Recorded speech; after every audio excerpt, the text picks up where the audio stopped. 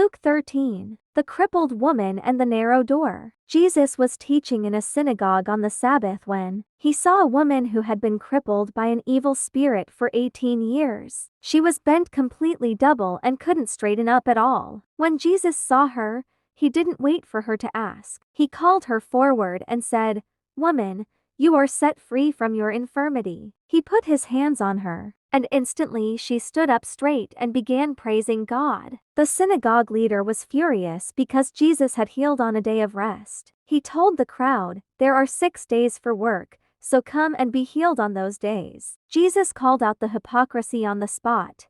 "You hypocrites! Don't each of you untie your ox or donkey on the Sabbath to give it water? Shouldn't this dear woman, a daughter of Abraham bound by Satan for 18 years, be set free on the Sabbath day?" His enemies were humiliated, but the crowd cheered. Later, someone asked Jesus if only a few people would be saved. Jesus warned them to strive to enter through the narrow door, reminding them that just knowing about God isn't the same as truly following him. Luke 14. Table manners and the great banquet. Jesus went to have dinner at the house of a prominent Pharisee, and everyone was watching him closely. He noticed how the guests were all scrambling to grab the highest ranking seats at the table to look important. Jesus smiled and gave them some brilliant advice on humility. When you are invited to a wedding feast, don't sit in the best seat. If someone more important shows up, the host will ask you to move, and you'll be embarrassed. Instead, take the lowest seat. Then the host will say,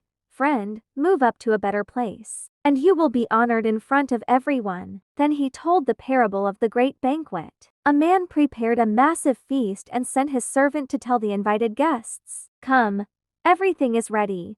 But they all started making cheap excuses. One said, "I just bought a field and must see it." Another said, "I just bought 5 pairs of oxen." Another said, "I just got married." The master was angry and told his servant, "Go out quickly into the streets and alleys and bring in the poor, the crippled, the blind, and the lame."